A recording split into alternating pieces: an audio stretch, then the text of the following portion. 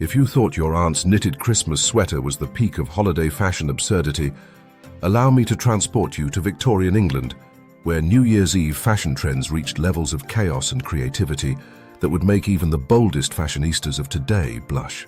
Picture it: candlelit parlors, champagne flowing in crystal flutes, and atop everyone's meticulously coiffed hair sat, wait for it, the most ludicrous hats imaginable. Yes, hats! But not just any hats. We're talking about wearable dioramas, complete with miniature carriages, fake snow, and occasionally live birds.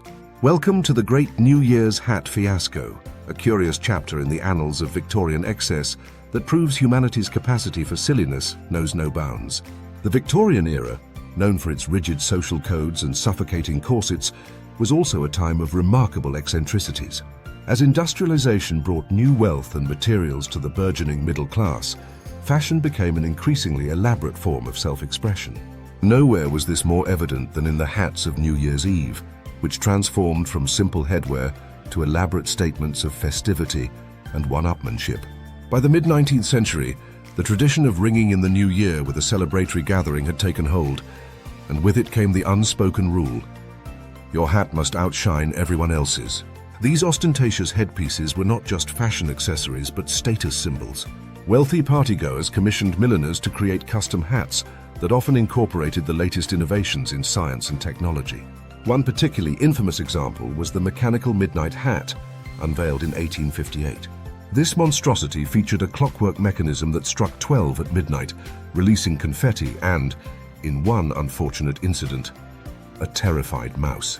The wearer, Lady Euphemia Brightwell, reportedly laughed off the mishap, but her hat's brief reign as a marvel of engineering ended when the mouse escaped into the punch bowl. For those less inclined to tinker with machinery, hats often depicted scenes of winter merriment or New Year's resolutions. One popular motif was the frozen pond hat, complete with tiny skaters and sparkling ice made from crushed glass.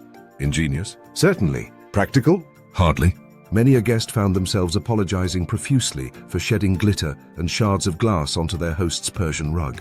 Then there were the resolution hats, adorned with tiny scrolls bearing handwritten promises like "drink less sherry" or "be nicer to Cousin Edith." The irony, of course, was that these resolutions were often abandoned before the party even ended. Perhaps the most infamous trend was the incorporation of live animals. Birds were a particular favorite, their cages cleverly integrated into the hat's design. While the imagery of a chirping canary perched atop a lady's head might sound charming, the reality was often far less so. The birds, understandably distressed by the noise and movement, frequently made their displeasure known in ways that required immediate cleaning. Yet the trend persisted, with some daring gentlemen even attempting hats featuring small fish bowls. You can imagine how well that went.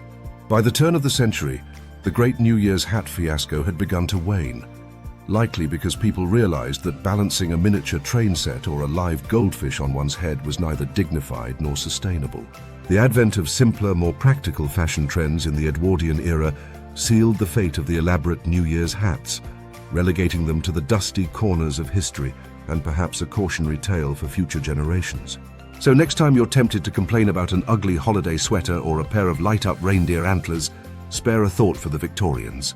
They may have had impeccable taste in literature and architecture, but when it came to New Year's Eve hats, their collective judgment was as questionable as a 3-day-old fruitcake. Cheers to that!